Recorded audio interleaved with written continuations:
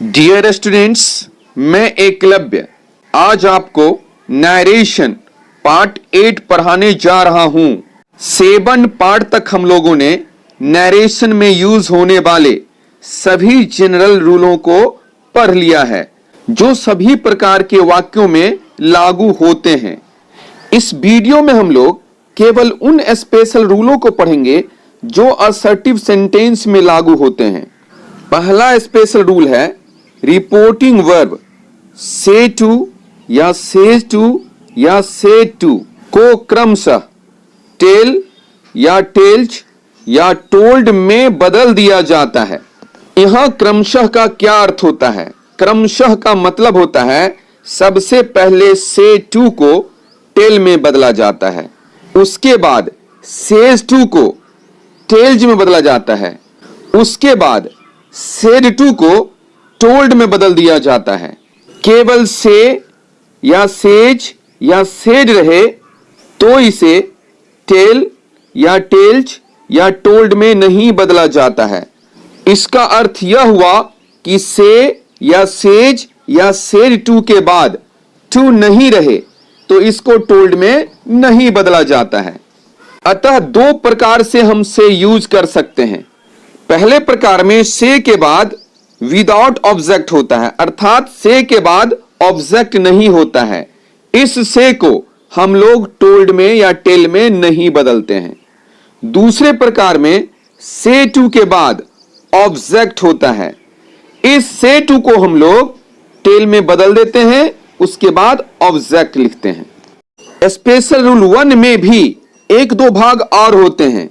पहला भाग से को भाव के अनुसार या तो रिपोर्ट में या डिक्लेयर में या रिमार्क में या प्रोक्लेम में या पॉइंट आउट में या कंप्लेन में या एक्सप्लेन में या ऑब्जर्व में या इन्फॉर्म में या अफर्म में या असर्ट में या स्टेट में या अलेज में या प्रपोज में या प्रोनाउंस में या स्वेयर में या अस्योर में या प्रोटेस्ट में या अनाउंस एटसेट्रा में बदल दिया जाता है।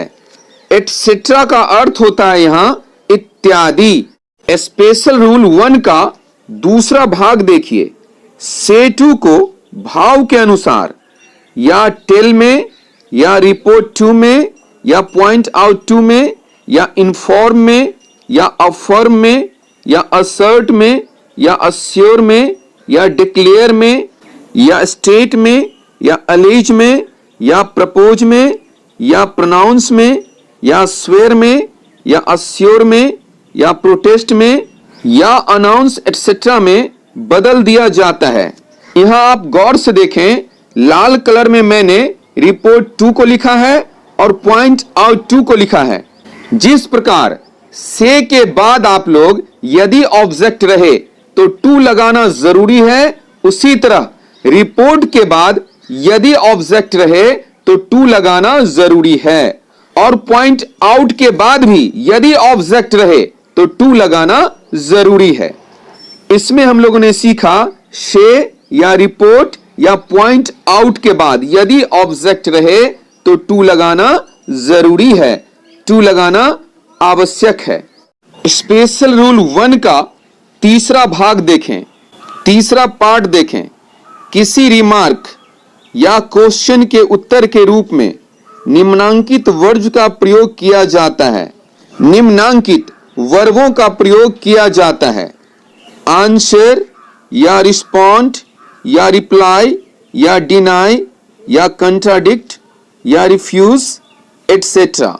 टेल या टेल्ज या टोल्ड के बाद ऑब्जेक्ट का प्रयोग आवश्यक है। बिना ऑब्जेक्ट का टेल का प्रयोग नहीं करें, अर्थात यदि सेंटेंस में ऑब्जेक्ट नहीं हो तो से को कभी भी टेल में नहीं बदलें। टेल या टेल्ज या टोल्ड के बाद टू का प्रयोग नहीं किया जाता है, किंतु से, सेज या सेड के बाद टू का प्रयोग निश्चित रूप से किया जाता है। रिपोर्ट के बाद भी टू का प्रयोग किया जाता है और पॉइंट आउट के बाद भी टू का प्रयोग निश्चित रूप से किया जाता है। दूसरा स्पेशल रूल देखें, रिपोर्टिंग स्पीच के बाद कॉमा और इन्वर्टेड कॉमा को हटाने के बाद दैट का प्रयोग होता है। से का या टेल प्लस ऑब्जेक्ट का प्रयोग होने पर रिपोर्टिंग स्पीच के बाद दैट का प्रयोग नहीं भी होता है। इसका अर्थ यह हुआ कि जब भी हम रिपोर्टिंग स्पीच के बाद कॉमा और इन्वर्टेड कॉमा को हटाते हैं तो दैट का प्रयोग करते हैं। यदि रिपोर्टिंग स्पीच में हम लोग से का प्रयोग करते हैं या टेल प्लस ऑब्जेक्ट का प्रयोग करते हैं तो कुछ विद्वान लोग कॉमा और इन्वर्टेड कॉमा को हटाकर दैट का प्रयोग नहीं भी करते हैं। अर्थात कॉमा और इन्वर्टेड कॉमा को हटाने के बाद हम लोग चाहें तो दैट का प्रयोग कर भी सकते हैं और दैट का प्रयोग नहीं भी कर सकते हैं। तीसरा स्पेशल रूल है, सभी जनरल रूल का प्रयोग किया जाता है। स्पेशल रूल के अतिरिक्त सामान्य नियम का भी, जनरल रूल का भी प्रयोग किया जाता है। हम लोग कुछ वाक्यों में असर्टिव सेंटेंस के स्पेशल रूल का पालन करना सीखते हैं। अभी तक हम लोगों ने नरेशन पार्ट 7 तक पढ़ लिया है। सभी पार्टों में मैंने केवल असर्टिव सेंटेंस का ही यूज किया है, इसीलिए हम लोग करीब करीब सभी नियम को पहले ही सीख चुके हैं। अभी तक हम लोगों ने नरेशन पर 7 वीडियो 7 पार्ट पढ़ लिया है। सभी वीडियो में हम लोगों ने रिपोर्टेड स्पीच में केवल असर्टिव सेंटेंस का प्रयोग किया है, इसीलिए हम लोग करीब करीब असर्टिव सेंटेंस के सभी स्पेशल रूल को सीख चुके हैं। बस यहां थोड़ा सा अलग से सीख रहे हैं।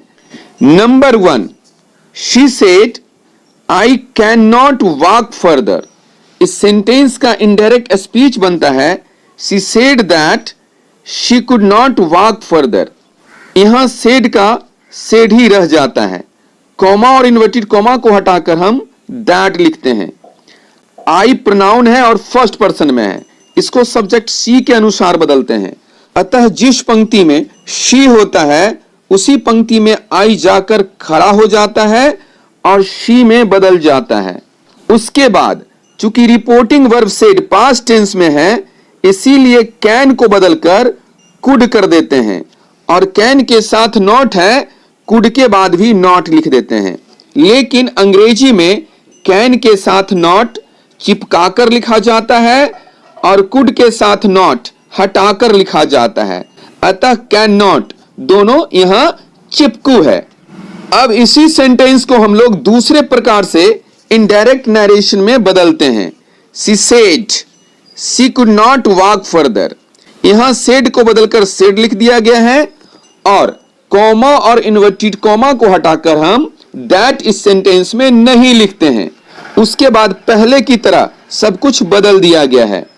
यहां हम लोगों ने देखा कि कॉमा और इन्वर्टेड कॉमा को हटाकर हम लोग दैट लिख भी सकते हैं, दैट नहीं भी लिख सकते हैं। ऐसा तब होता है जब रिपोर्टिंग वर्ब या तो से होता है या टेल होता है। Number 2, he said to me I shall go there. इस सेंटेंस का इनडायरेक्ट स्पीच बनता है he told me that he would go there या he told me he would go there. यहां देखें सेड टू को बदलकर टोल्ड लिखते हैं। उसके बाद कॉमा और इन्वर्टेड कॉमा को हटाकर दैट लिखते हैं। उसके बाद आई प्रोनाउन जो फर्स्ट पर्सन में है इसको सब्जेक्ट ही के अनुसार बदलते हैं। अतः जिस पंक्ति में ही होता है उसी पंक्ति में आई जाकर खड़ा हो जाता है और ही में बदल जाता है। यहां आई के साथ सेल है, इसलिए ही के साथ हम उड का प्रयोग करते हैं, यानी सेल का दूसरा रूप शुड होता है। शुड नहीं लिखकर हम विल का दूसरा रूप उड लिखते हैं। उसके बाद कोई परिवर्तन नहीं होता है। दूसरे प्रकार के सेंटेंस में देखिए केवल कॉमा और इन्वर्टेड कॉमा को हटाकर हम दैट नहीं लिखते हैं, नहीं तो सब कुछ पहले ही सेंटेंस की तरह है। Number 3, Kirti said I will fight the election as an independent candidate. इस सेंटेंस का इनडायरेक्ट स्पीच बनता है Kirti declared that she should fight the election as an independent candidate. इस सेंटेंस में सेड को बदलकर डिक्लेयर्ड कर दिया गया है। कॉमा और इन्वर्टेड कॉमा को हटाकर दैट लिखते हैं। आई फर्स्ट पर्सन का प्रोनाउन है, इसीलिए आई को सब्जेक्ट कीर्ति के अनुसार बदलेंगे। अतः आई शी के पंक्ति में जाकर खड़ा हो जाता है और शी में बदल जाता है। उसके बाद विल का हम सेकंड फॉर्म वुड लिखेंगे, लेकिन हम जानते हैं कि फर्स्ट पर्सन के साथ शैल लगता है और बाकी के साथ विल लगता है। यहां ठीक उल्टा है, इसीलिए हम शी के साथ भी वुड नहीं लगाएंगे, शुड लगाएंगे, यानी यहां हम उल्टा यूज करेंगे। उसके बाद कोई भी वर्ड बदलने वाला नहीं है। इस सेंटेंस का दूसरे प्रकार से भी इनडायरेक्ट स्पीच बनता है। Kirti declared she should fight the election as an independent candidate. इस सेंटेंस में इन्वर्टेड कॉमा को हटाने के बाद दैट नहीं लिखा गया है, नहीं तो सब कुछ पहले वाले सेंटेंस के अनुसार बदला जाता है। Number 4, she said to the police 2 criminals have entered my house।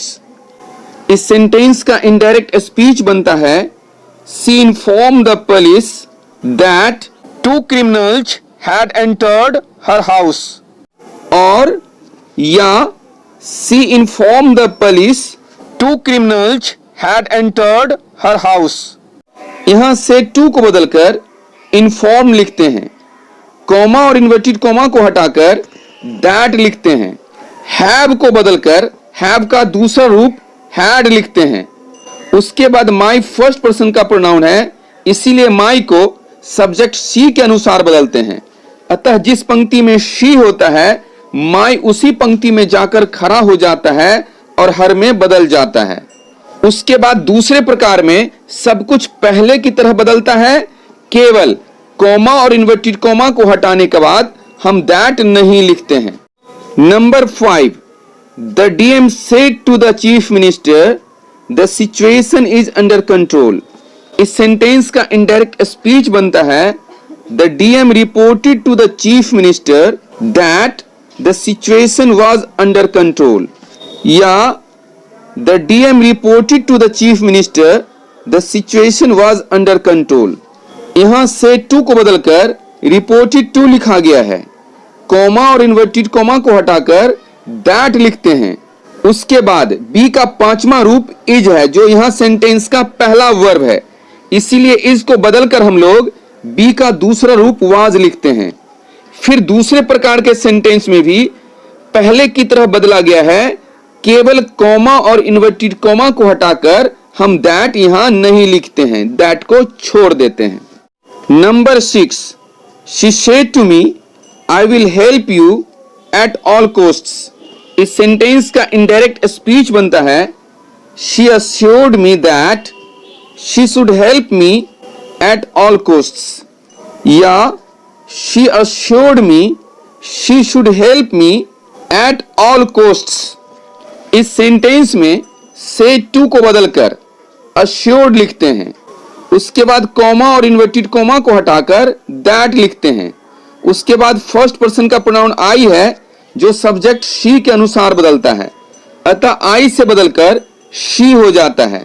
उसके बाद रिपोर्टेड स्पीच का पहला वर्ब विल है, इसीलिए विल को बदलकर हमें इसका दूसरा रूप वुड लिखना चाहिए, लेकिन हम जानते हैं कि आई के साथ शैल होता है, लेकिन यहां आई के साथ विल लगा हुआ है, इसलिए हम शी के साथ वुड नहीं लिखकर शुड लिखते हैं।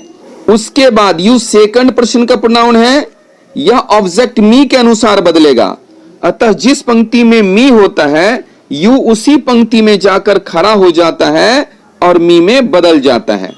अब दूसरे प्रकार के सेंटेंस में ठीक इसी तरह बदलते हैं, केवल कॉमा और इन्वर्टेड कॉमा को हटाने के बाद हम दैट नहीं लिखते हैं। Number 7, I said to him I am busy today.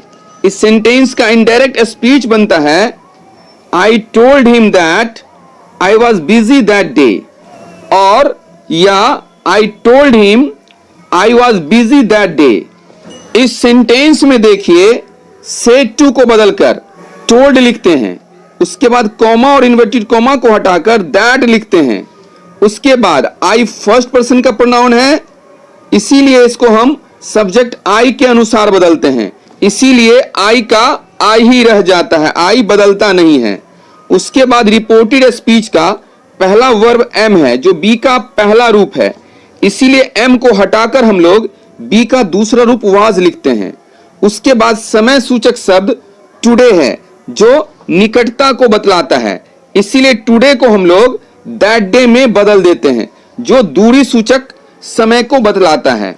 उसके बाद दूसरे तरह से जब इसको बदलते हैं तो सब कुछ पहले की तरह बदलते हैं, केवल कॉमा और इन्वर्टेड कॉमा को हटाने के बाद हम यहां दैट नहीं लिखते हैं। Number 8, he said to me I have passed the examination। इस सेंटेंस का इनडायरेक्ट स्पीच बनता है he informed me that he had passed the examination, और या he informed me he had passed the examination। इस सेंटेंस में said to को बदलकर informed लिखते हैं, उसके बाद कॉमा और इन्वर्टेड कॉमा को हटाकर दैट लिखते हैं, उसके बाद फर्स्ट पर्सन का प्रोनाउन आई है जिसे सब्जेक्ट ही के अनुसार बदला जाता है, अतः जिस पंक्ति में ही होता है उसी पंक्ति में आई जाकर खड़ा हो जाता है और ही में बदल जाता है। उसके बाद रिपोर्टेड स्पीच का पहला वर्ब हैव है जो फर्स्ट फॉर्म में है, इसीलिए हैव के जगह पर हैव का दूसरा रूप हैड लिखते हैं, उसके बाद कोई परिवर्तन नहीं होता है। जब इसको दूसरे प्रकार से बदला जाता है तो सब कुछ इसी प्रकार बदला जाता है, केवल कॉमा और इन्वर्टेड कॉमा को हटाकर हम दैट नहीं लिखते हैं और कुछ भी नहीं अंतर करते हैं। डियर स्टूडेंट्स, असर्टिव सेंटेंस में कई और प्रकार के सेंटेंस होते हैं जिसे हम लोग अगले वीडियो में बदलना सीखेंगे। तब तक के लिए बाय बाय।